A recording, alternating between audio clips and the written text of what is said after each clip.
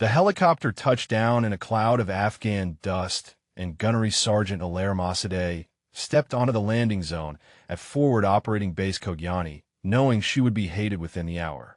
12 years in Marine Corps had taught her to read a base temperature before anyone spoke a word, and this one ran cold. The eyes tracking her from the guard post held the particular contempt reserved for outsiders, the kind that said you do not belong here, and we will make sure you know it. She adjusted the strap of her pack and walked toward the command post with the measured pace of someone who had learned that arriving too eager invited predators. Before we continue, drop a comment and let us know what state you're watching from. Perhaps you have witnessed someone being underestimated in your community. Master Sergeant Cade Rennick met her at the operations building with a clipboard and an expression that suggested he had already decided everything he needed to know about her. He stood 6'2", with shoulders built from years of carrying combat loads, and a jaw that looked like it had been carved specifically for issuing commands nobody would question. He glanced at her paperwork without reading it. "Cultural Support Team Attachment," he said. His voice carried the kind of dismissal that turned words into weapons. "We requested additional shooters, and they sent us a liaison." Alara kept her expression neutral. "Gunnery Sergeant Massadeh, reporting as ordered, Master Sergeant." Rennick looked past her like she had already ceased to exist. He shouted across the compound at a young Marine who was struggling with an equipment case. The Lance Corporal, barely 20 years old with the terrified eyes of someone fresh from training, fumbled the case and sent its contents scattering across the dirt. "Volkov!" Rennick bellowed. He crossed the distance in 4 strides. "You drop government property one more time, and I will have you burning waste for the rest of your deployment. Pick it up, now." The young Marine scrambled on his hands and knees, grabbing components while his face burned red. Other Marines watched from doorways and vehicle bays, none moving to help. That was how it worked.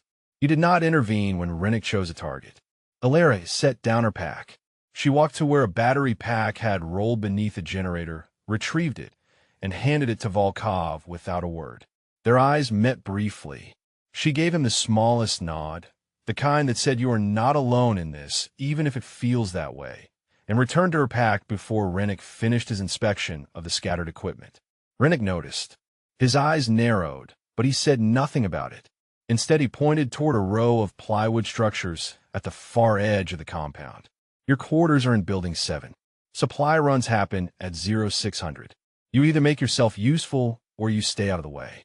We clear?" "Clear, Master Sergeant." She gathered her gear and walked toward Building 7. The structure sat closest to the burn pit and the latrine, positioned where the smell would be worst and the generator noise loudest. A message delivered without words. She had received similar messages before, in other places, from other men who believed they already knew everything about her. The quarters held 4 bunks, but only one showed signs of occupation.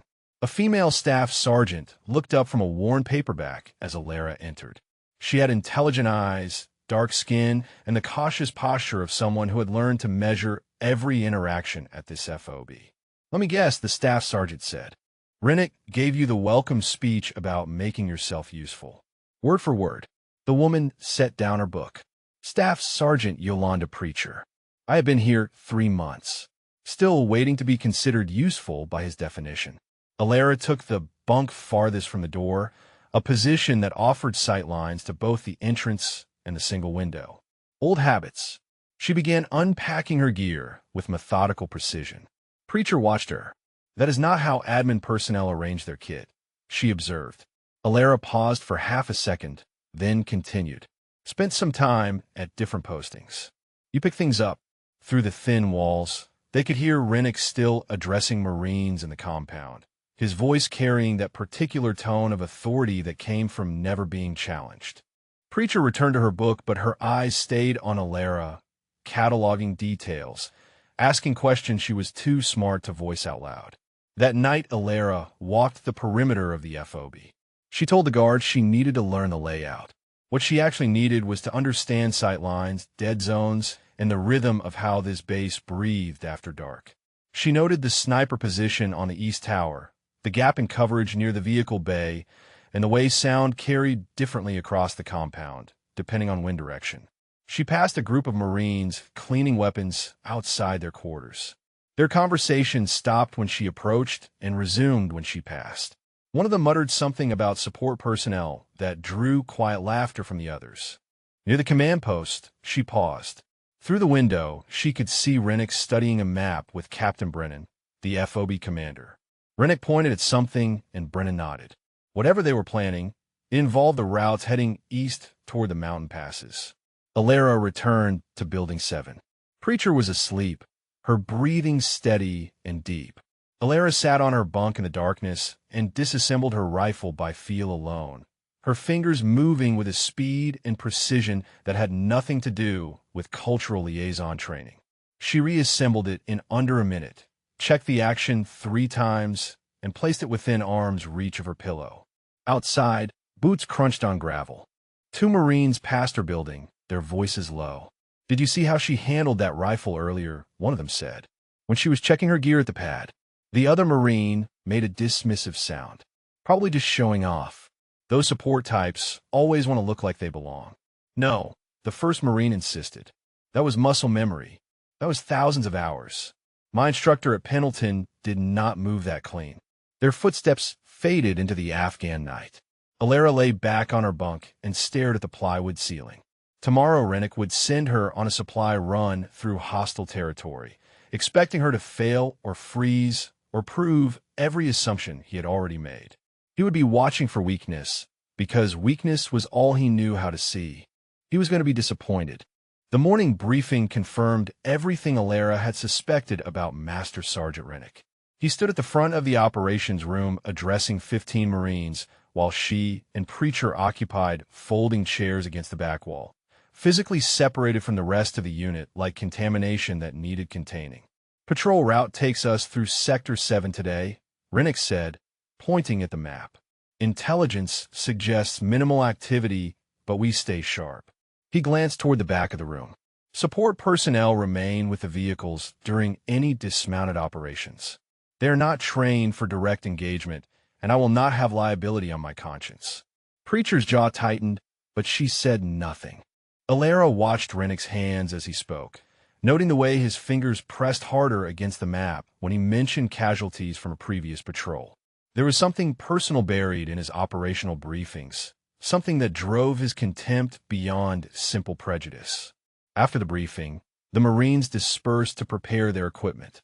Alara found Preacher outside the armory, checking her rifle with aggressive precision.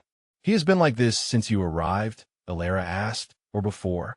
Preacher seated a magazine and released it, checking the action. "Before. 3 months of being told I am a liability. 3 months of being assigned to vehicle duty while the men clear buildings." She looked up. "But it got worse about 6 weeks ago. Something happened. He does not talk about it.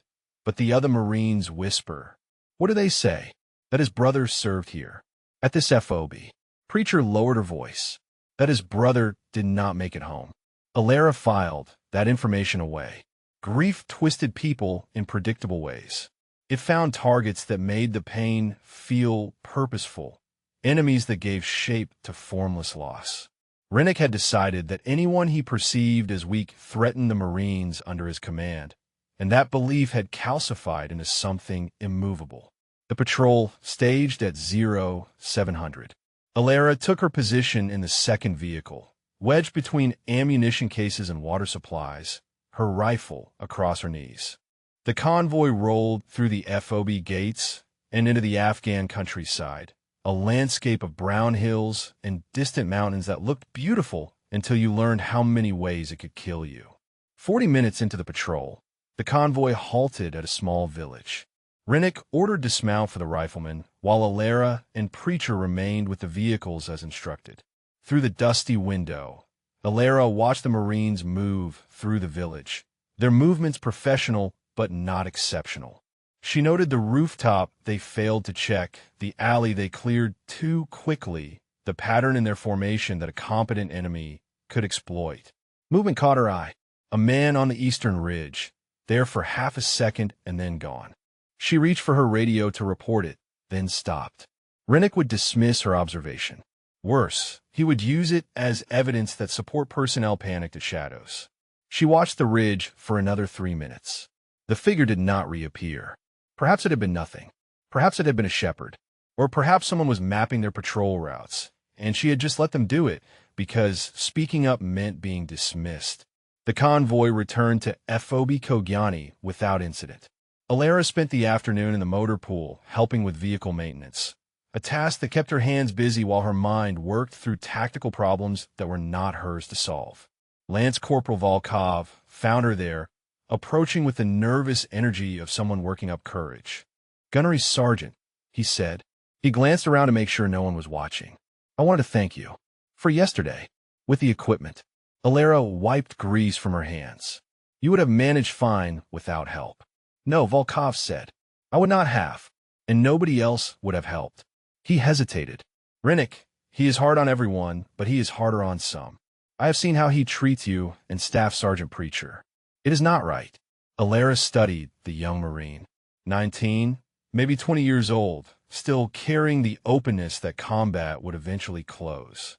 He reminded her of someone she had known years ago, another young Marine who had believed in fairness until the world taught him otherwise.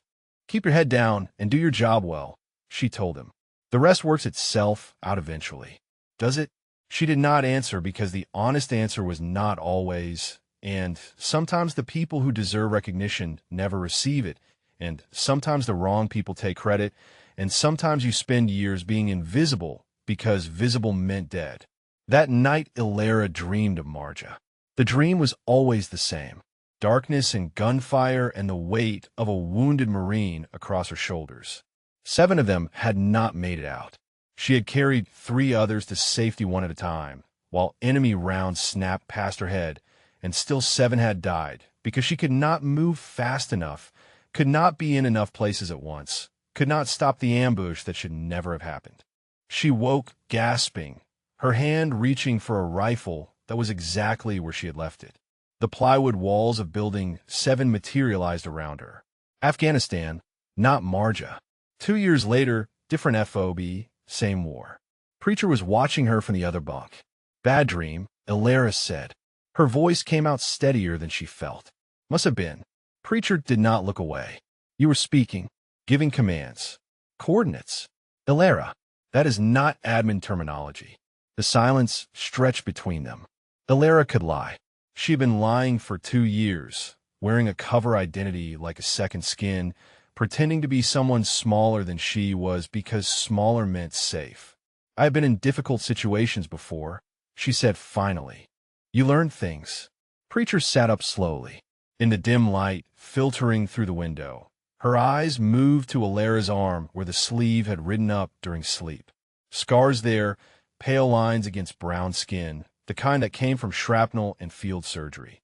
"Those are not difficult situation scars," Preacher said quietly. "Those are combat scars. Close combat. The kind where you see faces." Alara pulled her sleeve down. "We should get some sleep. Morning comes early." Preacher lay back on her bunk, but her eyes stayed open, staring at the ceiling, processing information that did not fit the story she had been told. Alara knew that look. It was the look of someone who had just realized they were sharing quarters with a question mark. The alarm came at 0400. Not the morning wake-up call, but the urgent 3-tone burst that meant all hands to the operations center immediately. Alara and Preacher arrived to find Captain Brennan standing before a hastily assembled group of Marines, his face grave in the fluorescent lighting. Rennick stood beside him looking like a man who had just received news he did not want. "Intelligence update," Brennan announced. "Satellite imagery and local sources confirm a significant enemy force has massed along our primary supply route. Estimates suggest 40 to 60 fighters with heavy weapons capability." The room went still. Those numbers meant a coordinated ambush, professional and planned, the kind that turns supply convoys into kill boxes. "Tomorrow's resupply run just became a combat operation," Brennan continued. "We move at 0600 with full tactical posture." Rennick's eyes found Alara across the room. In his expression, she saw challenge and dismissal, and something else, something that looked almost like anticipation. He wanted her to fail. He wanted proof that his beliefs about support personnel were correct. He spoke without breaking eye contact with her. Let us see what the cultural support team can do when things get real. Alara prepared for the patrol in the gray light before dawn, her movements automatic and precise. She checked her rifle 3 times, verified her magazine count, inspected her plate carrier for proper fit, and arranged her kit so that every item could be reached without looking. The Marines around her went through similar routines, but slower, less systematic, the difference between training and instinct. Rennick appeared at her vehicle as she finished. He looked at her gear, and something flickered across his face, recognition of competence that he quickly buried. "You ride in the 3rd vehicle," he said. "Tail position. If contact happens, you stay with the truck and provide rear security. Do not advance.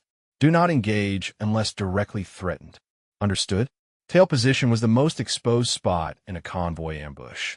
The kill zone always started at the rear, where vehicles could not accelerate forward to escape. Rennick knew this. He was either testing her or hoping she would become a casualty that proved his point. "Understood, Master Sergeant."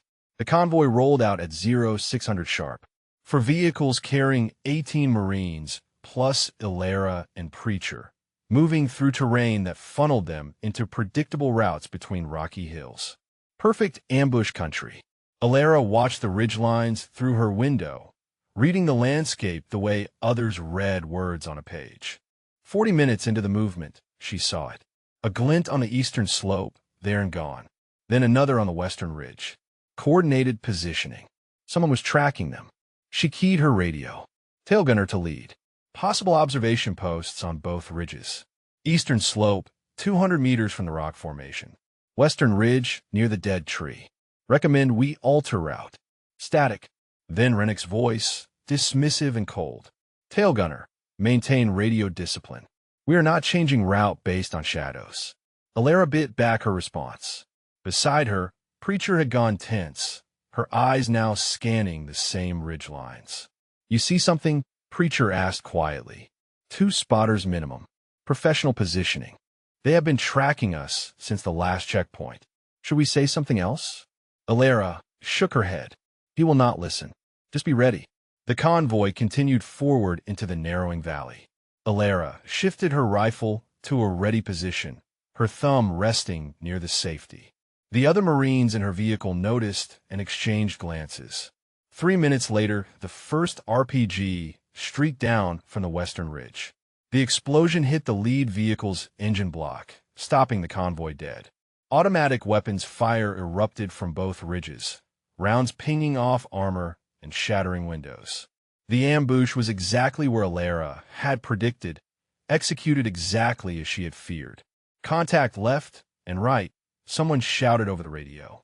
Rennick's voice cut through the chaos, ordering dismount and return fire. Alara moved before conscious thought. She exited the vehicle on the protected side, brought her rifle up, and began identifying targets. The enemy fighters were well concealed, but not invisible. Muzzle flashes gave away positions. She tracked one, led the target, and fired twice. The muzzle flash stopped. Preacher dropped beside her, firing controlled bursts at the western ridge. The ambush was not overwhelming. Maybe 12 to 15 fighters, a harassment force rather than a full assault. They wanted to test the convoy's response, probe for weaknesses. Alara moved to better cover, her body staying low, her movements economical. A fighter broke from concealment to reposition, and she dropped him with a single shot at 300 meters. Another tried to advance down the slope, and she put 2 rounds center mass before he made it 10 feet. Around her, Marines were fighting back effectively. The initial shock had passed, and training took over. Rennick was coordinating fire teams, his command sharp and professional despite the chaos.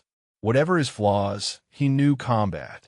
The engagement lasted 11 minutes. The enemy fighters withdrew when it became clear the ambush had failed to achieve surprise.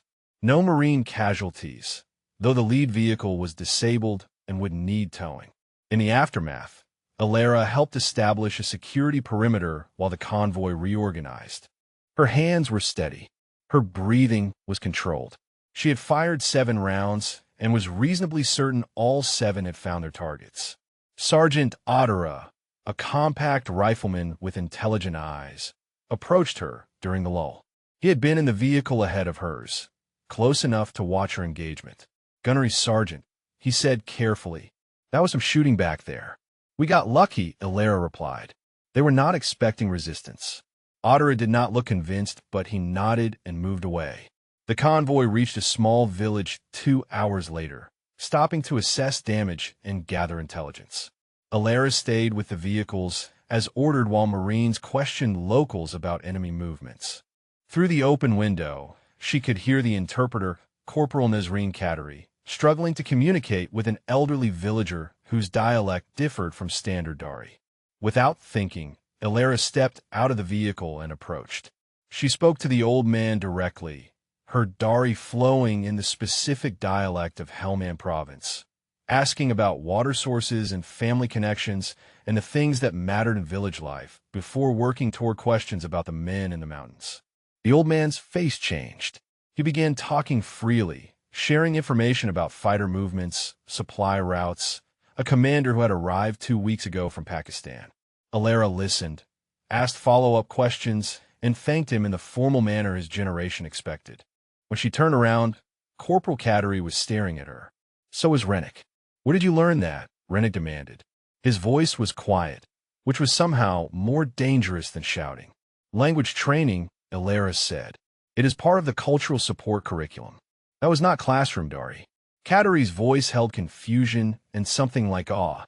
That was native fluency. Regional dialect. "You spoke to him like you grew up in this province." Rennick stepped closer. His eyes were drilling into her now, trying to see past the surface. "What else did they teach you in cultural support, Gunnery Sergeant?" Ilera met his gaze without flinching. "Whatever was necessary, Master Sergeant." He held her stare for a long moment, then turned and walked back to the convoy. But she could see the questions multiplying behind his eyes, the certainty of his assumptions beginning to crack. That night, back at FOB Kogyani, Ilera heard voices outside Building 7. 2 Marines talking in low tones, unaware she was listening through the thin walls. "I am telling you," one of them said. "I served with a guy at Camp Pendleton who talked about this female operator. A ghost. Someone who did not officially exist." "Those are just stories," the other Marine replied. "Legends. Like the one about the sniper they called Iron Wolf. Supposedly took out an entire enemy command element single-handed. My buddy swore it was real. Said she was killed 2 years ago on some classified operation. Even if she was real, she is dead now. What does it matter?" Their footsteps faded into the darkness. Ilera sat motionless on her bunk, her heart beating steady and slow, the name she had not heard spoken aloud in 2 years echoing in the silence. Iron Wolf. Some ghosts were harder to bury than others. The morning briefing carried a different weight than before. Yesterday's ambush had changed the atmosphere at FOB Kogyani, replacing complacency with the sharp awareness that came from being reminded the enemy was real and close and hunting. Captain Brennan stood before the assembled Marines with new intelligence spread across the tactical display. "The fighters who hit us yesterday were a screening element," he said. "Main force is estimated at 60 plus, dug into positions along the Kajaki corridor. Command wants us to push a resupply convoy through tomorrow to the outpost at Firebase Phoenix." Ilera studied the map from her position at the back of the room. The route threaded through a valley she recognized, terrain features burned into her memory from satellite imagery she had memorized 2 years ago. Her stomach tightened. Rennick outlined the convoy composition and movement plan. Standard formation for vehicles, heavy weapons mounted. "We push through fast and do not stop for anything short of a disabled vehicle." Ilera raised her hand. The room went quiet. Rennick's eyes narrowed. "Something to add, Gunnery Sergeant?" The route passes through a natural choke point at grid reference 47. Ilera kept her voice professional and calm. "High ground on 3 sides, limited maneuver space, single egress route. If the enemy has any tactical competence, that is where they will mass their ambush. I recommend we approach from the northern route instead. It adds 2 hours, but eliminates the kill zone. Rennick stared at her. The northern route has not been cleared in 3 weeks. We have no current intelligence on enemy positions there. We have no current intelligence suggesting it is more dangerous than driving into an obvious ambush site. The silence stretched. Marines exchanged glances, uncertain whose side to take. Rennick's jaw tightened. The route stands as planned. We move fast, maintain firepower superiority, and push through before they can coordinate. That is how Marines operate. He paused. Unless the cultural support team has taken over tactical planning while I was not informed. Scattered laughter from Marines. Alara said nothing. She had made her point. Pushing further would only entrench his position. Brennan dismissed the briefing, but caught Alara's eye as she moved toward the door. Gunnery Sergeant. A word. She followed him to his office, a plywood box barely large enough for a desk and 2 chairs. Brennan closed the door and studied her with the evaluating gaze of a commander who had learned to read people under pressure. That was a solid tactical assessment, he said. Better than solid. That was the kind of analysis I expect from officers with years of combat planning experience. I pay attention, sir. Brennan leaned against his desk. Your file says cultural support team, language specialist, community liaison. He picked up a folder. But I've been doing this job long enough to know when a file does not match the person standing in front of me. Alara kept her expression neutral. I'm not sure what you mean, Captain. Yesterday, you engaged enemy fighters with accuracy rates that would qualify you for Scout Sniper School. Today, you identified tactical vulnerabilities in terrain you supposedly have never seen before. And Corporal Cattery tells me you speak Dari like you were born in Helmand Province. He set the folder down. Who are you really, Gunnery Sergeant Masade? I'm exactly who my orders say I am, sir. Brennan held her gaze for a long moment. Then he nodded slowly. Get some rest. Tomorrow is going to be difficult. She left his office knowing that her cover was developing cracks. Too many eyes watching now. Too many questions accumulating. The ghost she had been for 2 years was becoming visible whether she wanted it or not. That evening, Preacher found her behind the motor pool, cleaning her rifle in the fading light. You know, Preacher said, settling onto an ammunition crate beside her. There are stories Marines tell each other. Legends about operators who do not officially exist. Alara continued her cleaning, her hands steady. What kind of stories? Preacher pulled out a cigarette and lit it. About a female Marine who went through training no woman was supposed to complete. Scout Sniper School. Then something even more classified. Preacher exhaled smoke into the cooling air. They called her Iron Wolf. Alara's hands did not pause. Sounds like a recruiting myth. Maybe. Preacher watched her carefully. The story goes she was part of some special operations unit. Did things that never made official reports. Took out a Taliban commander in Pakistan that nobody could get close to. Saved an entire platoon during an ambush by calling in danger close air support on her own position. And what happened to her? Preacher was quiet for a moment. Story says she died. 2 years ago. Some classified operation that went wrong. They never recovered a body, but she was listed as killed in action. Alara finished reassembling her rifle and worked the action twice. If she is dead, why are Marines still telling stories about her? Because some people are too stubborn to stay dead. Preacher ground out her cigarette. And because the women coming up after her need to know that someone broke through the walls, even if she did not survive it. The weight of those words settled over Alara like a physical thing. She had not thought about what her supposed death meant to others. She had only thought about survival, about the mission, about the necessity of disappearing to protect operations and sources and the lives that depended on enemies believing she no longer existed. That night she sat alone in the operations center, studying intelligence reports while the FOB slept. Something in the pattern of enemy movements bothered her. The positions they were taking, the timing of their reinforcements, the specific terrain they were fortifying. She pulled up archived imagery and compared it to current positions. The correlation made her blood run cold. The enemy was not just preparing an ambush. They were recreating the exact tactical setup that had been used 2 years ago in Operation Crimson Dawn. The same terrain, the same approach vectors. The same kill zone where 7 Marines had died under her command. Someone knew. Someone remembered. And they were waiting. Alara stared at the map, her hands flat on the table, her breathing carefully controlled.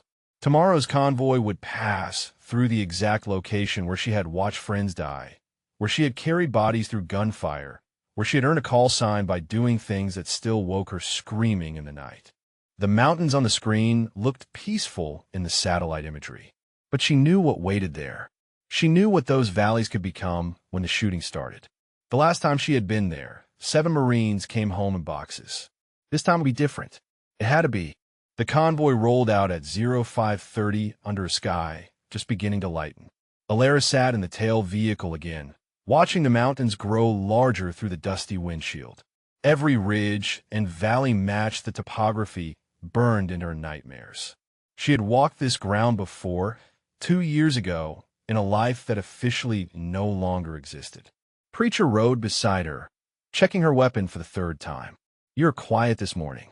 Just focused." The convoy threaded through the foothills, climbing toward the pass that connected their sector to Firebase Phoenix.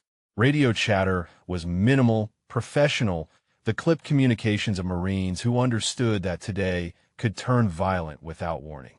Alara watched the terrain scroll past. There, the boulder formation where Corporal Reyes had taken cover. There, the dry stream bed where she had dragged Sergeant Okonkwo to safety. There, the ridge where the enemy machine gun had pinned them for 40 minutes while she crawled through open ground to flank it. Ghosts everywhere. Some landscapes never let you forget. The valley narrowed ahead, high walls rising on both sides. The choke point she had warned about in the briefing. Alara keyed her radio. Tailgunner to lead. Approaching the kill zone. Recommend increased speed and spacing. Rennick's voice came back hard. Maintain current formation. We do not panic based on speculation. 30 seconds later, the first RPG streaked down from the eastern ridge. The explosion caught the second vehicle, flipping it onto its side in a bloom of fire and dust. Automatic weapons fire erupted from 3 positions simultaneously, rounds hammering into the convoy from elevated angles. This was not harassment. This was a coordinated assault designed to destroy them. Alara was moving before the echoes faded. She exited the vehicle low, using the engine block for cover, her rifle already tracking targets. The enemy had learned from yesterday. They were dug in deeper, firing from fortified positions, using the terrain exactly as she had feared. A fragment of memory surfaced unbidden. The same sounds, the same angles. Corporal Hassan screaming as shrapnel tore through his leg. The weight of bodies she could not save. She pushed the memory down and focused on the present. Lance Corporal Volkov had frozen beside the disabled vehicle, exposed to fire from the western ridge. A fighter was drawing a bead on him, the barrel of an AK tracking toward his unprotected back. Alara did not think. She moved. She covered 20 meters of open ground in a sprint that left no time for fear, grabbed Volkov by his vest, and threw them both behind a rock outcropping as rounds sparked off the stone where he had been standing. The fighter who had targeted him jerked backward as Alara's return fire found him. "Stay down," she told Volkov. "Do not move until I tell you." His eyes were wide with shock, but he nodded. She moved again, repositioning to a spot where she could see both ridges. The Marines were fighting back now, the initial chaos resolving into organized resistance, but they were pinned. The enemy held the high ground and knew it. Alara steadied her breathing. She found the enemy machine gun position, calculated windage and elevation, and fired 3 times. The gun went silent. From the corner of her eye, she saw a combat cameraman, a specialist attached to document operations, raising his camera toward her. She shifted position immediately, keeping her face turned away, letting the movement look tactical rather than evasive. Another memory fragment. The helicopter coming in hot, rotors screaming, bodies lined up for extraction. 7 bags. 7 names she would carry forever. Focus. Present. Now. She identified the enemy commander by the way others oriented toward him, a man on the eastern ridge directing fire with hand signals. 800 meters. Difficult shot with a standard rifle. Not impossible. She found a stable position, controlled her breathing, and squeezed the trigger. The commander dropped. Within seconds, the enemy fire became disorganized. Without leadership, fighters began withdrawing rather than pressing the attack. The ambush collapsed in on itself, surviving enemies melting back into the mountains. The engagement lasted 14 minutes. When silence finally settled over the valley, Alara allowed herself to breathe. Casualties were lighter than they should have been. The overturned vehicle had protected its occupants. One Marine had taken shrapnel to the shoulder, serious but survivable. Know this: the warning she had given, even ignored, had made the convoy approach with enough caution to survive the initial moments. Rennick moved through the aftermath, coordinating medevac and security. His eyes found Alara across the wreckage and held.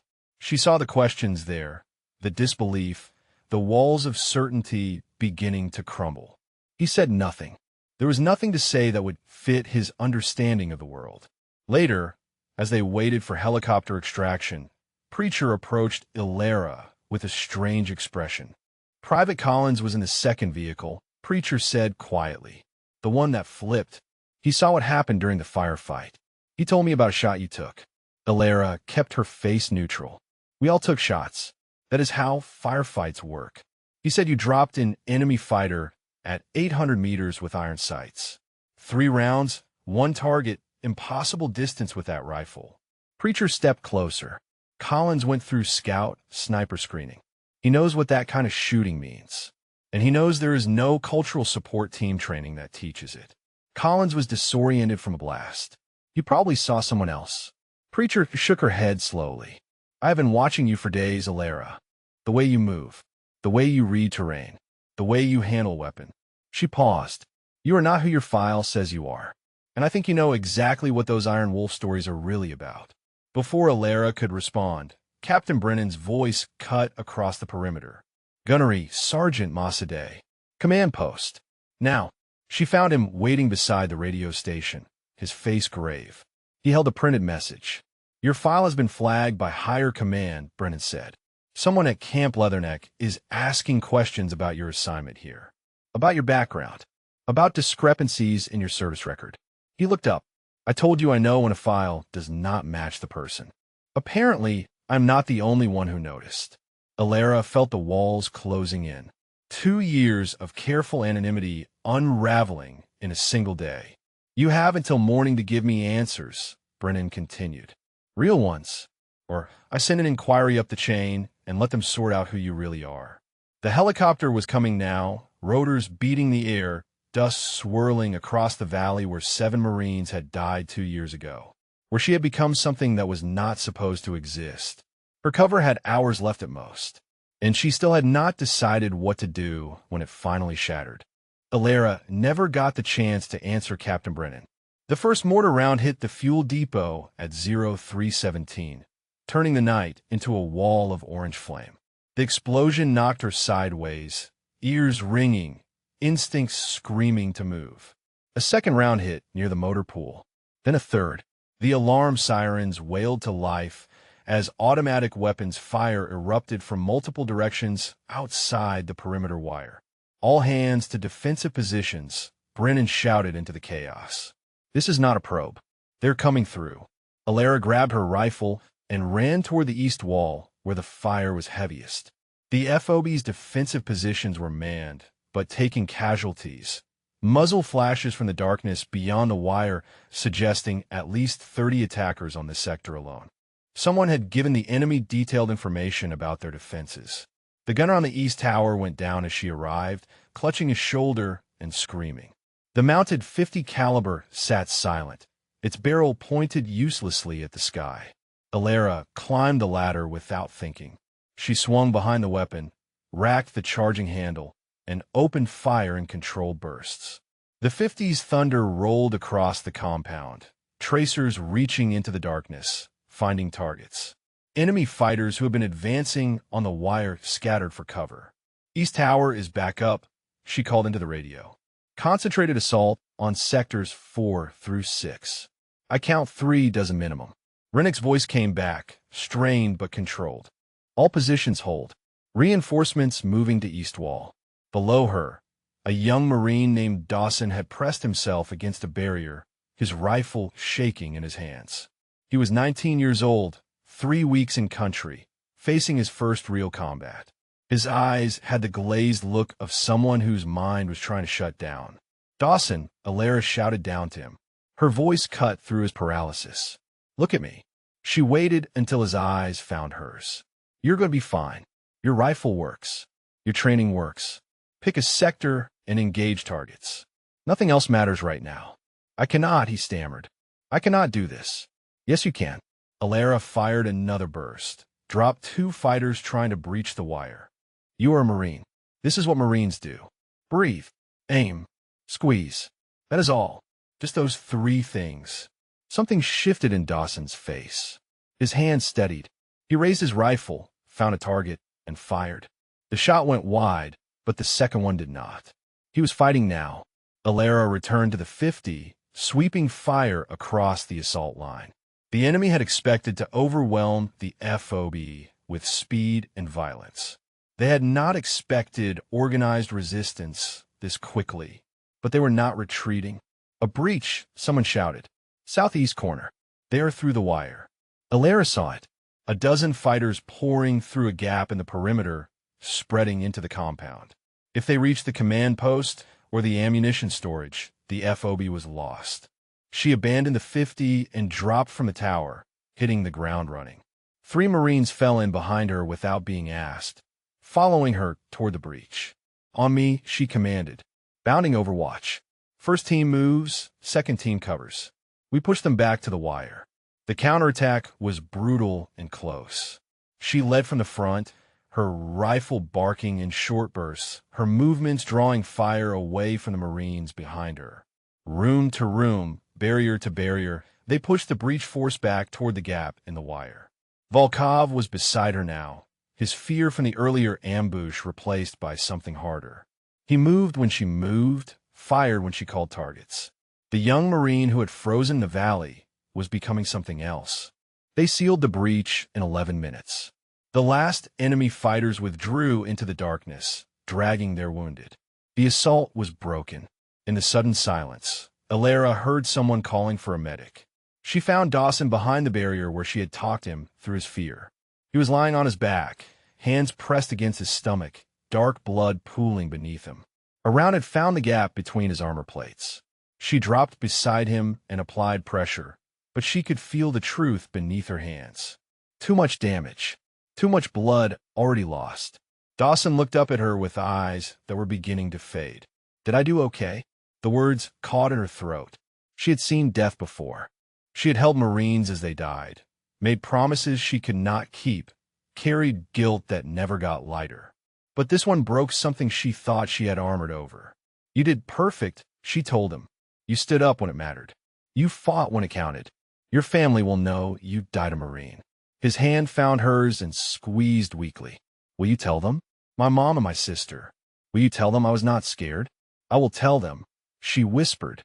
"I promise." Dawson smiled. Then his hand went limp. Alara stayed beside him until the medics came. She did not cry. She had forgotten how. But something in her chest cracked open, a wound that matched all the others she carried, the names and faces that never left her. When she finally stood, Rennick was watching from 10 feet away. His expression held none of the contempt she had come to expect. Instead, there was something else. Recognition. The look of a man who had just watched someone reveal exactly who they were. He said nothing. Neither did she. Some things did not need words. The FOB spent the next hours counting costs and reinforcing defenses. 7 wounded, 2 seriously. 1 dead. Private First Class Dawson, age 19, 3 weeks in country. A boy who had learned to be brave in the last minutes of his life. Alara sat alone behind the motor pool as dawn broke, staring at nothing. Preacher found her there, but did not speak. She simply sat beside her in the silence, offering presence instead of words. The radio squawked in the distance. Someone was coming. Captain Brennan approached them an hour later. His face was grave, but something else flickered behind his eyes. something that looked almost like answers arriving. Just got off secure comms with Camp Leatherneck, he said. Sergeant Major Theodore Achebe is inbound. Arriving this afternoon. Alara's blood went cold. Achebe. She knew that name. She knew exactly why he would remember hers. He requested information about you specifically, Brennan continued. About your file. About the discrepancies. He paused. Whatever is coming, Gunnery Sergeant, I suggest you prepare for it.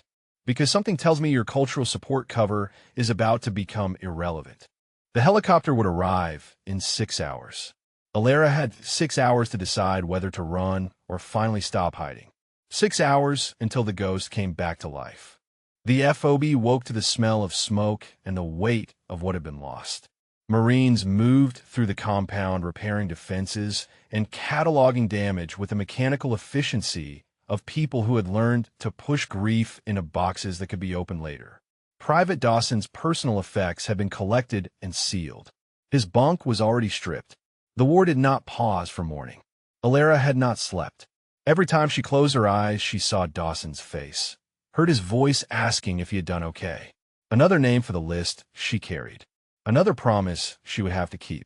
Rennick found her at the morning formation. Gunnery Sergeant Masade, he called out, his voice carrying across the assembled Marines. Step forward. She did, keeping her expression neutral as she faced him. Last night you abandoned your assigned position on the East Tower. You led an unauthorized counterattack without orders. You took command of Marines who were not under your authority. His voice hardened. Private Dawson died in that breach. A breach you chose to assault without waiting for proper reinforcement. The accusation hung in the air. Marines shifted uncomfortably, uncertain where this was going. Alara kept her voice level. The breach was expanding. Every second we waited meant more fighters inside the wire. I made a tactical decision based on the situation. You made a decision that was not yours to make. Rennick stepped closer. Support personnel do not lead combat operations. Support personnel do not abandon defensive positions. Support personnel follow orders and stay out of the way.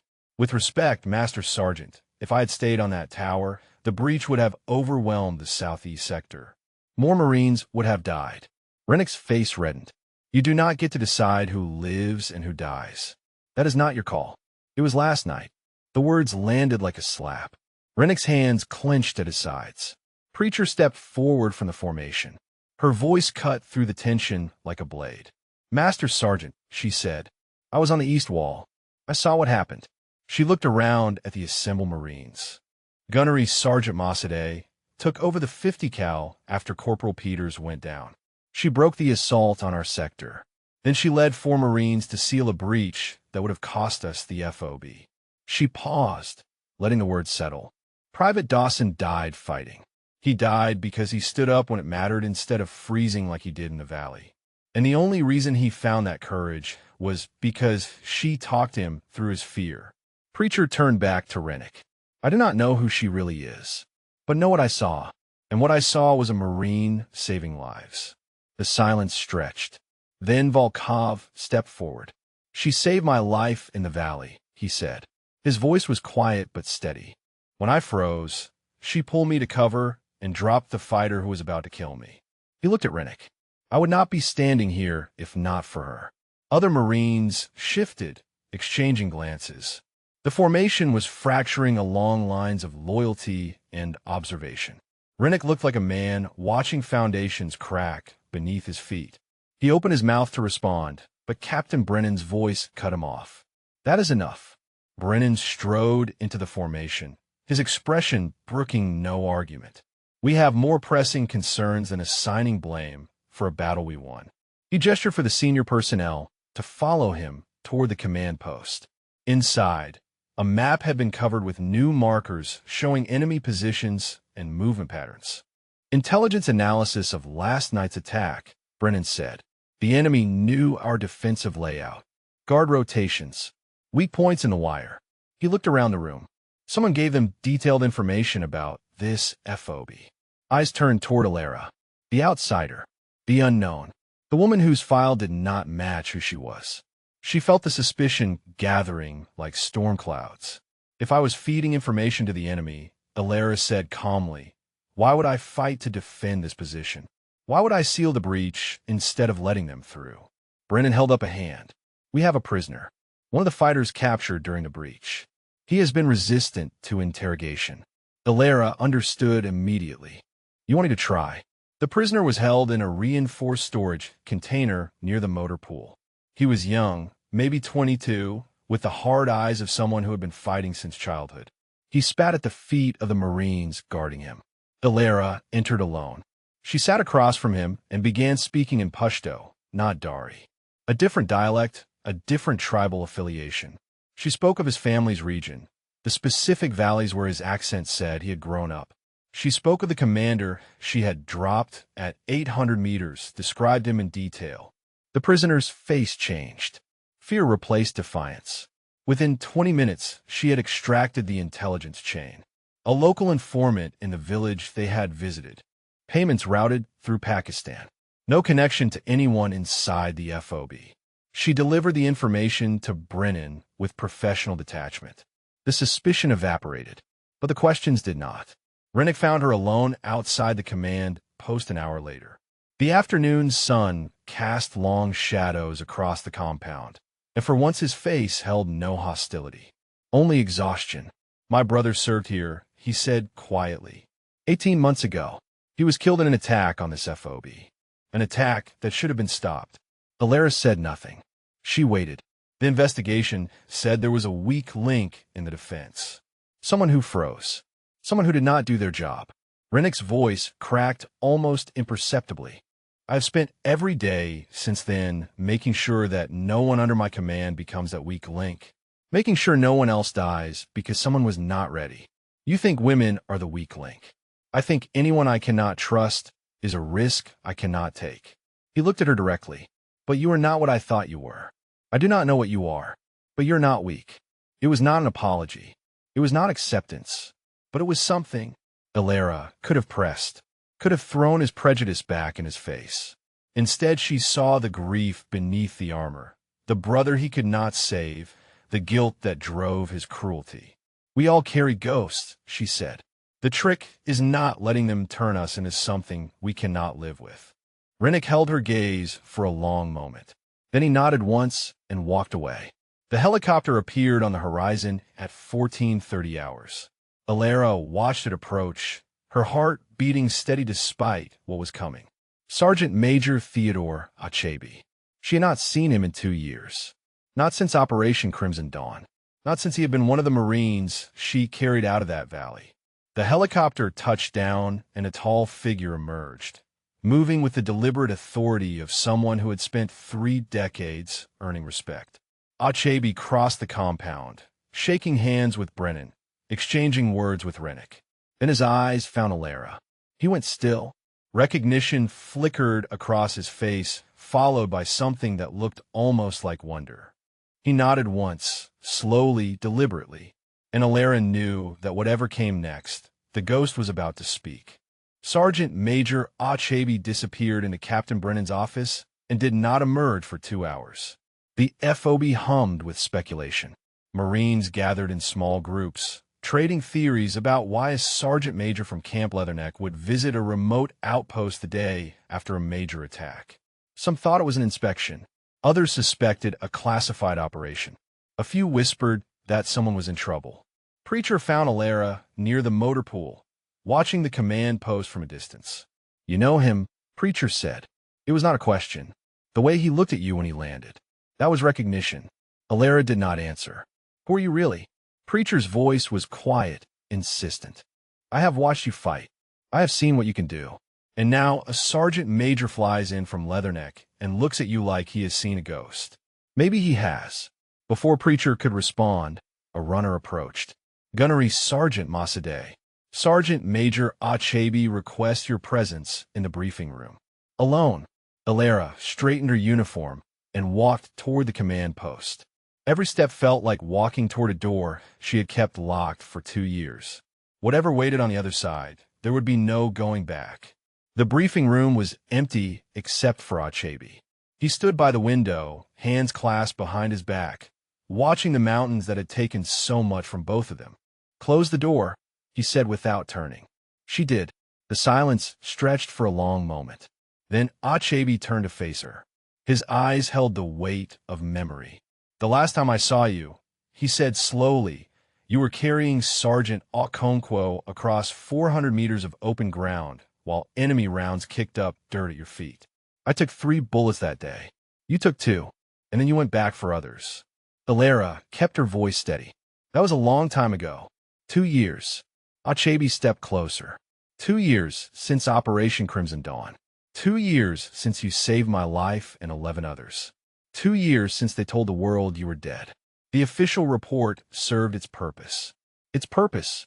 Achebe let out a breath that was almost a laugh. Its purpose was to protect you. To protect the operations that depended on our enemies believing Iron Wolf no longer existed. He shook his head. But here you are, alive, operating under a cover identity at a FOB in the same province where you supposedly died.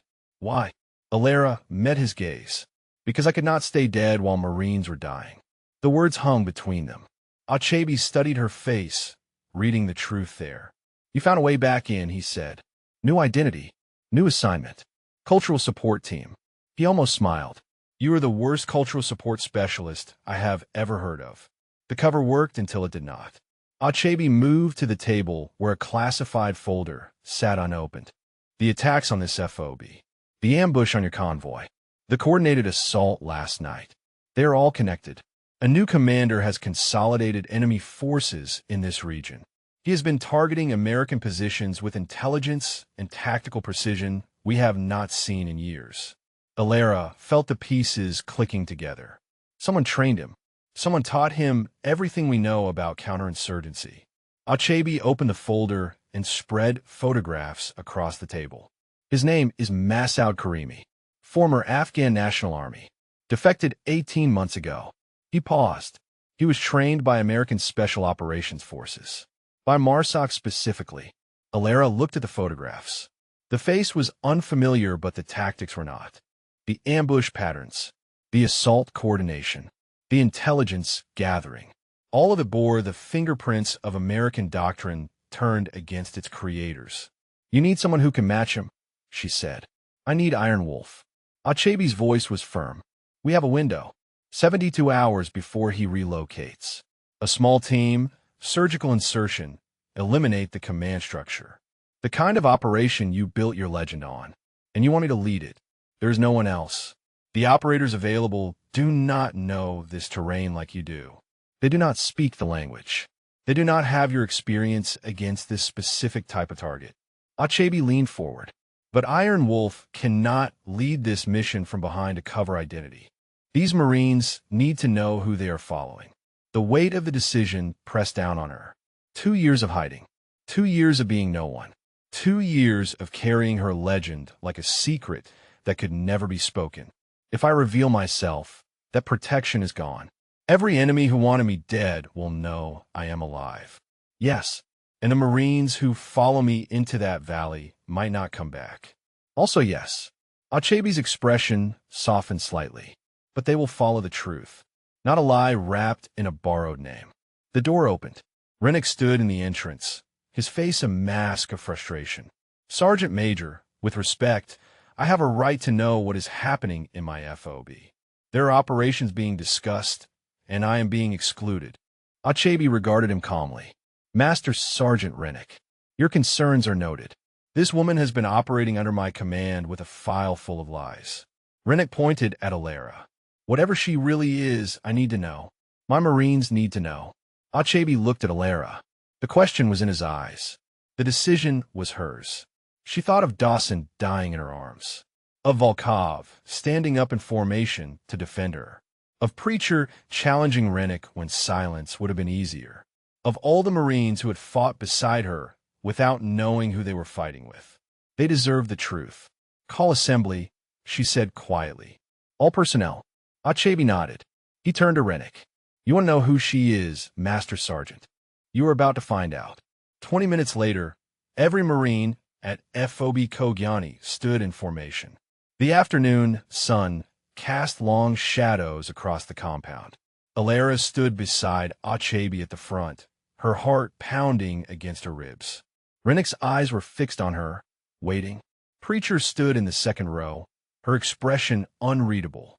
Volkov was near the back, the young Marine who had grown from frightened boy to someone who stood when it mattered. Achebe stepped forward. His voice carried across the silent assembly. What I am about to tell you is classified, but given the operation ahead, you have earned the right to know. He paused, letting the weight of his words settle. 2 years ago, a Marine was officially listed as killed in action. This was done deliberately, to protect ongoing operations and to shield that Marine from enemies who had placed a price on her head. He turned toward Alara. That Marine stands before you now. Murmurs rippled through the formation. Rennick's face had gone pale. Achebe continued. Some of you have heard stories. Legends about a female operator who did things that were not supposed to be possible, who saved 200 lives in a single operation, who earned a call sign that became a symbol for every woman who followed her into the Corps. His voice rose, filling the compound. Iron Wolf, stand ready. Iron Wolf, stand ready. The words rolled across the compound like thunder before lightning. For a heartbeat, nothing moved. Then Alara stepped forward. The woman who moved was not the cultural support specialist who had arrived at FOB Kogyani days ago. That woman had been a shell, a disguise worn out of necessity. What emerged now was something else entirely. Her posture shifted, her chin lifted. Her eyes swept the formation with the calm assessment of someone who had commanded Marines in places that did not exist on any map. She spoke, and her voice carried a weight it had not held before. My name is Gunnery Sergeant Alara Masadeh. Call sign Iron Wolf. I served with Marine Special Operations Command for 6 years before my death was staged to protect ongoing operations. Everything you have heard about me is true, and some of what you have heard does not come close to the truth. The silence was absolute. Marines stared at her like she had materialized from legend into flesh. Volkov's face held pure awe, the expression of someone watching a myth step off the page. His mouth moved, but no sound came out. Preacher stood rigid in formation, her eyes glistening. Vindication burned there, and something deeper. Pride. She had defended a woman she did not truly know, and that woman had turned out to be more than anyone imagined. Rennick looked like a man whose world had cracked open. The color had drained from his face. His hands hung loose at his sides. Every assumption he had built, every certainty he had wielded like a weapon, lay shattered at his feet. 2 years ago, Alara continued, I led a team into these mountains on a mission designated Operation Crimson Dawn. Our objective was to eliminate a high-value target coordinating attacks across 3 provinces. Intelligence indicated minimal resistance. She paused. The memory was a wound that never fully closed. Intelligence was wrong. The flashback took her then, vivid as the day it happened. The night had been moonless, perfect for infiltration. 12 operators moving through terrain they had studied for weeks. Alara on point, reading the darkness with senses honed by years of training. The target compound lay 2 kilometers ahead. Everything was proceeding according to plan. Then the first explosion tore the night apart. The ambush was devastating. Enemy fighters had known they were coming, had prepared positions that turned the approach into a kill zone. Within seconds, 4 of her team were down. Rounds snapped past her head as she dove for cover, already calculating angles and options. The radio was chaos. Men screaming, calls for support that could not arrive in time. The mission had become a survival situation in the span of a heartbeat. Alara took command. She organized the survivors into defensive positions, directed fire to suppress enemy movement, and called in coordinates for air support that she knew would take too long. 2 more Marines fell in the first 10 minutes. The enemy was closing in. We were pinned in a valley with no extraction route, she told the assembled Marines. Air support was 40 minutes out. We had 7 wounded who could not move under their own power, and enemy fighters were advancing from 3 directions. The choice had been impossible. Stay together and die, or someone goes out alone and creates enough chaos to buy time. Alara had gone alone. She moved through the darkness like something that belonged there. Her rifle spoke in controlled bursts, each shot finding its mark. She flanked the Eastern Assault Force and collapsed their position with grenades she had taken from fallen enemies. She circled to the north and eliminated their machine gun, nest with a knife when her ammunition ran low. For 90 minutes, she became the thing they whispered about, the wolf in the darkness, the ghost that killed without being seen. I drew their attention away from the wounded, she said. I made them hunt me instead of finishing the assault on our position. By the time air support arrived, I had reduced their effective fighting force by half. But the cost? The cost was 7 names she would carry forever. We extracted 200 Marines that night from positions that would have been overrun without the time I bought. She swallowed hard. But 7 of my team did not make it home. 7 Marines died because intelligence failed, and I could not be everywhere at once. The flashback released her. She stood again in the FOB compound, surrounded by living faces instead of ghosts. I was awarded the Navy Cross in a classified ceremony. Then I was officially killed to protect the sources and methods that had been compromised. For 2 years, Iron Wolf has been dead. She looked across the formation. Until now, Achebe stepped forward. The enemy commander coordinating attacks in this region trained with American forces. He knows our tactics. He knows our doctrine. He has been using that knowledge to kill Marines with precision we have not seen in years. His voice hardened. In 72 hours, he will relocate to a position we cannot reach. We have one window to eliminate him and his command structure. One chance to end the threat he poses. Achebe turned to Alara. Iron Wolf will lead this mission. Those who follow her will be volunteers only. Because the operation we are planning makes Crimson Dawn look simple. The words settled over the formation like a weight. Alara looked at the faces before her. Young Marines, experienced operators, men and women who had fought beside her without knowing who she was. They had seen her bleed. They had watched her lead. They had heard her legend, and now they saw the truth. I will not lie to you, she said. This mission is dangerous. Some of us may not come back, but the Marines at Firebase Phoenix and every other outpost in this region are counting on us to remove a threat that will otherwise continue killing Americans for years. She straightened to her full height. The uncertain liaison was gone forever. In her place stood Iron Wolf. I need volunteers. I need Marines willing to follow me into those mountains knowing what we face. She paused. But I promise you this. I will bring back everyone I can. And those we lose will not be forgotten. The silence held for 3 seconds. Then Volkov stepped forward. I volunteer. Preacher moved a heartbeat later. Count me in. One by one, Marines stepped forward. Sergeant Ottera, Corporal Cattery, others whose names she was still learning. They stepped toward her, toward the mission, toward whatever waited in those mountains. Rennick stood frozen as his Marines moved past him. Then something shifted in his face. The walls he had built crumbled completely. He stepped forward. If my Marines are going, he said quietly, then I'm going with them. Alara met his eyes. She saw the journey there, from contempt to confusion to something that looked almost like respect. She nodded once. The team was assembled. The mission was set. In 48 hours, they would fly into mountains that had nearly killed her once before. This time, she would not be alone. This time, they would know exactly who was leading them into the darkness. The formation dispersed slowly, Marines drifting away in small groups, conversations hushed and reverent. The world had shifted beneath their feet, and they were still finding their balance. Alara remained at the front of the compound, watching them go. The weight of revelation sat heavy on her shoulders. 2 years of silence, broken. 2 years of hiding, ended. Iron Wolf walked in daylight again. Achebe stood beside her. You did the right thing. Ask me again after the mission. He nodded and moved toward the command post to coordinate logistics. Alara stayed where she was, letting the afternoon sun warm skin that felt cold despite the heat. The memories of Crimson Dawn still lingered.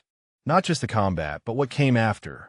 The extraction helicopter had arrived at dawn, rotors beating the air into submission. She had carried Sergeant Achebe to the bird herself, his blood soaking through her uniform. Then she had gone back. 3 more trips across open ground, each one slower than the last, her own wounds screaming with every step. When the last survivor was loaded, she had collapsed against the helicopter's frame and looked back at the valley. 7 body bags lay in a row, waiting for transport. 7 Marines who had trusted her to bring them home. The flight to Kandahar was a blur of blood loss and morphine. She woke 3 days later to find a colonel standing beside her bed. Operation Crimson Dawn has been classified at the highest levels, he had said. The intelligence failure that led to the ambush traces back to a compromised source. That source is still active, still feeding information to enemy networks. She had understood immediately. If the enemy knew Iron Wolf survived, they would know their source was compromised. They would disappear, and the chance to identify and eliminate the leak would vanish. So she had died, officially, permanently, completely, a star on a wall at Langley, a classified citation she could never display, a legend that grew in whispers while she became no one. For 2 years, she had watched from the shadows as other Marines fought and died in wars she could not join, until the weight of that silence became heavier than the risk of resurrection. She had found a way back in, new identity, new assignment, and now, standing in this FOB compound, she was herself again. The cost of that choice remained to be seen. Rennick found her an hour later, near the ammunition depot where she was inspecting equipment for the mission. He approached slowly, like a man walking toward something he did not fully understand. "Gunnery Sergeant," he said. His voice lacked the edge it had carried for days. "Can we speak?" She set down a magazine she was checking. "Go ahead." He struggled with the words. She could see him wrestling with pride and prejudice and the ruins of everything he thought he knew. "I was wrong," he said finally. "About you. About what you were capable of. About what women in combat roles could be." He paused. "I let my grief turn into something ugly. I looked at you and saw everything I was afraid of instead of what was actually there." Alara waited. This was not a moment for her to speak. "My brother died because of chaos," Rennick continued. "Because combat is chaos, and sometimes people die no matter how prepared you are. I spent 18 months blaming everyone except the enemy who pulled the trigger." He met her eyes. "You're not what I blamed you for. You're the opposite of it. I know why you built those walls," Alara said quietly. "I have walls of my own." Rennick nodded slowly. "On this mission, whatever you need, I follow your lead. No questions. No second guessing." He straightened. "You have earned that. It was not friendship. It was not absolution. But it was respect, hard-won and freely given." The mission briefing convened at 1900 hours. Alara stood at the front of the room, maps and satellite imagery spread before her. The volunteers filled every seat, their attention focused with an intensity that had not existed days ago. They looked at her differently now, not as an outsider or a liability, as a leader. "Karimi's compound is here," she said, pointing to a cluster of buildings in a mountain valley. "Defensive positions on 3 approaches. Estimated 40 fighters plus his command element." She traced routes on the map. "We insert by helicopter at this landing zone for kilometers out. Movement to objective under cover of darkness. Assault at 0400 when alertness is lowest." She outlined the team assignments, fire positions, contingencies. Her voice was calm and certain, each word carrying the weight of experience bought in blood. Questions came, and they were different than before. Respectful, tactical, Marines seeking to understand her vision rather than challenge her authority. Sergeant Ottera raised his hand. "Rules of engagement on the approach. Weapons cold until we reach phase line alpha. No contact before we are in position. If we are compromised early, we abort and extract." She looked around the room. "This mission succeeds through precision, not firepower. We go in quiet, we eliminate the target, we disappear." The briefing continued for 2 hours. When it ended, Marines dispersed to prepare their equipment with renewed purpose. Preacher lingered after the others left. "Can I say something?" she asked. Alara nodded. When I came to this FOB 3 months ago, I thought I was alone. Preacher's voice was steady, but emotion flickered beneath. I thought being a woman in a combat unit meant fighting two wars at once. The enemy outside the wire and the doubt inside it. She stepped closer. Then you arrived. And even before I knew who you were, I saw something different. Someone who moved through the resistance like it did not exist. Someone who proved what was possible just by being present. Alara felt the weight of those words. What you did, Preacher continued. Not just Crimson Dawn, but everything. Coming back when you could have stayed hidden. Leading when you could have stayed silent. She paused. It matters. To me. To every woman who comes after us. It matters more than you know. Alara reached out and gripped Preacher's shoulder. Then we make sure this mission succeeds. We make sure the story continues. Preacher nodded, her jaw set with determination. The night before the mission, Alara walked the perimeter one final time. Equipment was staged. Teams were briefed. Everything that could be prepared had been prepared. Volkov found her at the edge of the compound, looking toward the mountains that waited in darkness. Gunnery Sergeant, he said. He stood beside her, no longer the frightened boy who had frozen in an ambush. Can I ask you something? Go ahead. Are you scared? Alara considered the question. The honest answer was complicated. Fear lived in her always, a companion she had learned to walk beside rather than flee from. Terrified, she said. Every time. Volkov looked surprised. But you do it anyway. Fear means you understand stakes. She turned to face him. It means you know what can go wrong, and you choose to move forward despite that knowledge. The people who are not afraid are the ones who get others killed. Volkov absorbed this. Then how do you keep going? Alara looked back at the mountains. Because the alternative is letting fear win. And I have never been good at losing. The helicopter would launch at 0100. 7 hours until they flew into those peaks. 7 hours until Iron Wolf hunted again. She thought of Dawson, who had found courage in his final moments. Of the 7 who had not come home from Crimson Dawn. Of everyone counting on her to bring this team back alive. Tomorrow, they would fly into mountains that had nearly killed her once. This time, she would bring everyone home. Or die trying. The helicopters lifted off at 0100, rotors cutting through darkness as they climbed toward the mountain passes. Alara sat in the lead aircraft, her team arranged around her in the red glow of cabin lights. No one spoke. Words were unnecessary now. Every Marine knew the mission. Every Marine knew what was at stake. She studied their faces in the dim light. Preacher checking her rifle one final time. Volkov breathing slowly, controlling the fear she had taught him to carry. Rennick watching the mountains approach with the steady gaze of a man who had found his footing again. Sergeant Ottera, Corporal Cattery, others who had stepped forward when she asked for volunteers. Her team, her responsibility, her promise to bring home. The landing zone appeared below, a flat clearing surrounded by rocky terrain. The pilot flared and touched down, and Alara was moving before the skids fully settled. She hit the ground in a crouch, rifle up, scanning for threats. Her team flowed out behind her with practiced efficiency. Clear, she said into her radio. All teams moved to Rally Point Alpha. They melted into the darkness. The 4-kilometer approach to the target compound required 3 hours of careful movement.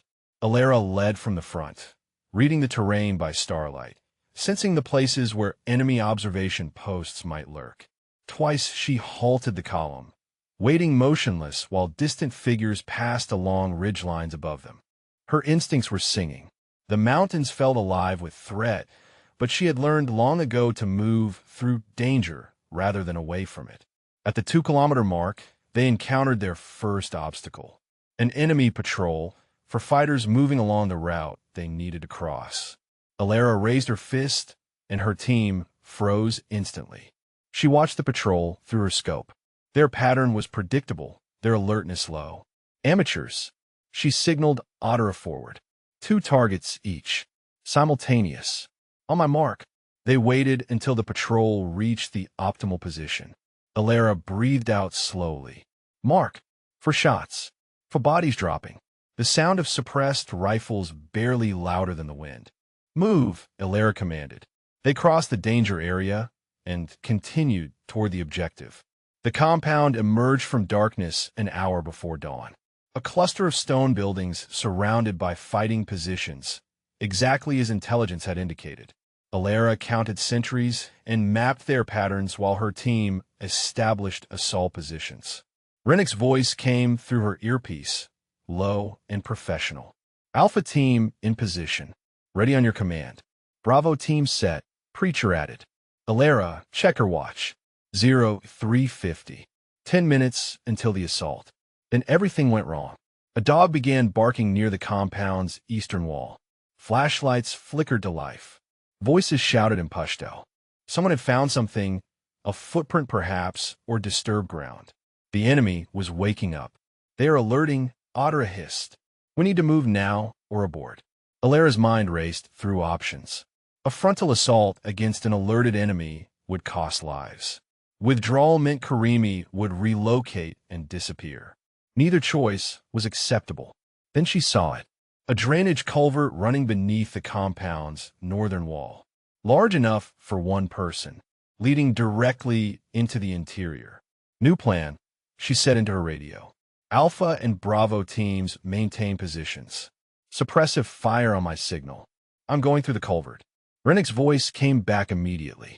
That is suicide. You will be alone inside with 40 fighters. Not for long. When I reach the command building, I will mark the target. You assault through the confusion. She paused. Trust me. The silence stretched for 3 heartbeats. Then Rennick spoke again. We trust you. Go. Alara moved. She crossed the open ground in a low sprint, reaching the culvert entrance as shouts continued inside the compound. The tunnel was tight and dark, filled with cold water that soaked through her uniform. She pulled herself forward on elbows and knees, her rifle dragging behind her. The culvert opened into a courtyard. She emerged silently, dripping, and pressed against a wall. Fighters were running toward the eastern perimeter, responding to the alert. None looked toward the shadows where she waited. She moved through the compound like a ghost. Every corner cleared, every threat assessed. The training that had made her Iron Wolf taking over completely. The command building was a 2-story structure at the compound center. Light flickered in an upper window. Karimi. Alara keyed her radio. Target building marked. Assault in 30 seconds. She breached the door as the first shots erupted outside. Her team was moving, drawing attention, creating chaos. Inside, she climbed stairs with her rifle raised, clearing rooms, dropping fighters who emerged from doorways. Karimi was in the upper room, reaching for a weapon when she entered. He froze when he saw her face. Iron Wolf, he said in English. The disbelief in his voice was almost satisfying. You are dead. Rumors of my death, she replied, and fired twice. The compound fell in 11 minutes. Alara's teams swept through with precision, eliminating resistance, securing prisoners, gathering intelligence. By the time the sun crested the mountains, the objective was secured. But extraction would not be clean. Enemy reinforcements were approaching from the south. The helicopters were 20 minutes out. They would have to fight their way to the landing zone. Alara organized the withdrawal. Fire teams leapfrogging toward the extraction point. Wounded carried by those who could still run. She positioned herself at the rear, covering the retreat with controlled bursts that dropped pursuers before they could close the distance. Rennick appeared beside her, firing at movement on their flank. You should be with the main element. Last one out, she said. That is how I lead. He nodded and kept firing. The helicopters arrived in a storm of rotor wash and suppressive fire from door gunners. Marines piled aboard while Alara held the perimeter, her rifle barking until the magazine ran dry. She loaded her last one and kept shooting. Gunnery Sergeant, the pilot shouted. We are leaving. She sprinted for the bird, bullets kicking dirt at her heels, and threw herself through the door as it lifted off. Hands grabbed her, pulled her inside, and then they were climbing away from the mountains and the enemy and the compound that would never threaten another Marine. She lay on the helicopter floor, breathing hard, and counted heads. Every face she had brought into those mountains was present, wounded but alive. Every single one. The return to FOB Kogyani was triumphant, but Alara did not celebrate. She moved through her team, checking wounds, speaking quiet words, making sure each Marine knew they had performed beyond expectation. Only when the last one had been seen did she allow herself to sit. Preacher found her outside the aid station as the sun climbed higher. "You did it," Preacher said. "You brought everyone home. We did it." Alara looked at her friend. "I could not have done it without you. Without any of them." Preacher sat beside her. "Whatever comes next, I want you to know, this changed things. For all of us." Achebe approached before Alara could respond. His expression was unreadable. "I just received orders from Leatherneck," he said. "Your cover is being restored. Officially, Iron Wolf remains dead. But Command wants you back in the field, leading teams like this one." He paused. "You have a choice. Return to the shadows and continue the work, or step into the light permanently and accept whatever comes with that." Alara looked at the FOB around her, at Marines who had followed her into darkness and emerged transformed, at Preacher and Volkov, and even Rennick, who had become something different through knowing her. The choice was not as simple as it seemed, but she knew what she wanted. She had always known. The morning after the mission, FOB Kogyani felt like a different place. The tension that had gripped the compound for weeks had lifted, replaced by something lighter. Marines moved with renewed purpose, their conversations carrying the easy confidence of people who had faced the worst and survived. Alara stood before Captain Brennan in his office, the same plywood box where he had first questioned her identity. Now he looked at her with undisguised respect. "The official report credits the mission's success to a joint operations team," Brennan said. "Your name does not appear anywhere in the documentation." Alara nodded. "That is how it has to be. But I want you to know that I have submitted a separate classified recommendation." Brennan leaned forward. "Whatever happens with your cover status, the people who matter will know what you did here, what you have always done." She accepted this with a slight inclination of her head. Some recognition had to remain invisible. She had made peace with that long ago. Achebe was waiting outside when she emerged. His question from the previous night still hung between them. "I have made my decision," she said. He waited. "I will return to operations, but not from the shadows." She looked across the compound at Marines who had bled beside her. "I spent 2 years being no one, watching others fight while I pretended to be dead." She paused. "I cannot do that again. Whatever comes with being visible, I will face it." Achebe studied her for a long moment. Then he nodded. "I will inform Command. There will be consequences. Enemies who thought you were dead will know otherwise. Let them come." Her voice was steady. "I am done hiding from ghosts." The debrief assembled the full team one final time. Alara stood at the front, but this time she was not giving orders. She was saying goodbye. "What you accomplished in those mountains will never be publicly recognized," she told them. "There will be no medals you can display, no stories you can tell outside these walls. But I need you to know that it mattered. Every decision you made, every risk you took, every moment you trusted me to lead you. It mattered." She looked at each face in turn. Volkov stood near the back, but he was not hiding anymore. The frightened boy who had frozen in an ambush had become someone else entirely. When her eyes met his, he straightened with quiet pride. "Corporal Volkov," she said. "Step forward." He did, uncertain what was coming. "When I arrived at this FOB, you were the first person to show me kindness. You thanked me for something small when everyone else looked away." She reached out and gripped his shoulder. "You have become a Marine that others will follow. Do not forget that." Volkov's eyes glistened, but he held her gaze. "I will not forget anything you taught me, Gunnery Sergeant." She turned to Preacher next. Her friend stood with arms crossed, emotion barely contained beneath a professional exterior. "Staff Sergeant Preacher, you defended me before you knew who I was. You stood up when silence would have been easier." Alara's voice softened. "The Corps needs more leaders like you. Do not let anyone tell you otherwise." Preacher nodded once, sharply. "If I ever get my own command, it is because of what I learned watching you." Finally, Alara faced Rennick. The Master Sergeant stood rigid, his expression a complex mixture of emotions he was still learning to process.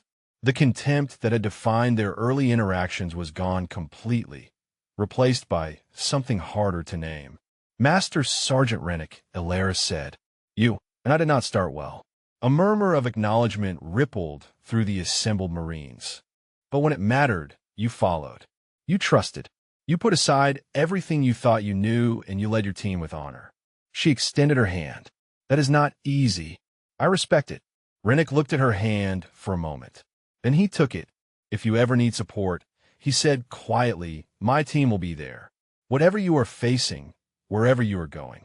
You call and we come. It was not friendship. It was something older and perhaps more valuable. The bond between warriors who had seen each other clearly and chosen respect over resentment. The helicopter arrived at 1400 hours. Ilara walked across the same landing zone where she had arrived days ago, her pack over her shoulder, her rifle slung across her chest. The same dust swirled around her boots. The same mountains loomed in the distance. But everything else had changed. Marines she passed nodded to her now. Some called out words of thanks or farewell. A few snapped in formal salutes that regulations did not require but honor demanded. She paused at the edge of the landing zone and turned back for one last look. Preacher stood near the operations building, watching her go. Volkov had climbed onto a barrier for a better view. Rennick stood apart from the others, arms crossed, his expression unreadable but his presence unmistakable. They had been strangers a week ago. Some had been adversaries. Now, there was something else. Not quite family, but close enough. The kind of bond forged in fire and sealed in blood. If this story moved you, share your thoughts about what resonated most. Tell us about someone you know who was underestimated and proved everyone wrong. Or share a time when you finally let people see who you really were. Ilara climbed into the helicopter and settled into her seat. The rotor spun up, the aircraft lifted, and FOB Kogyani fell away beneath her. She watched until it disappeared behind the mountains, a small outpost in a vast landscape, unremarkable to anyone who did not know what had happened there.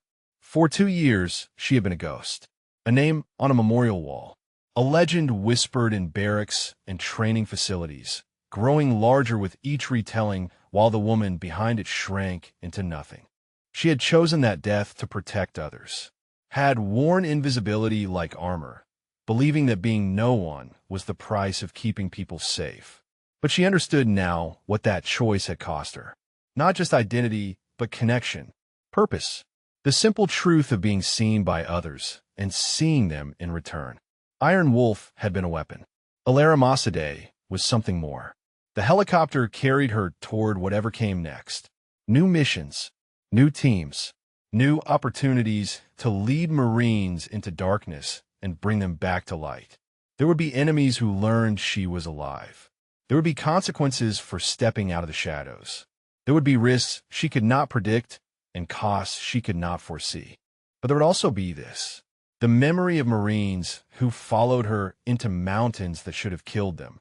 The knowledge that she had kept her promise and brought everyone home. The faces of Volkov and Preacher and even Rennick changed by knowing her. Some ghosts were meant to stay buried, but some were meant to rise.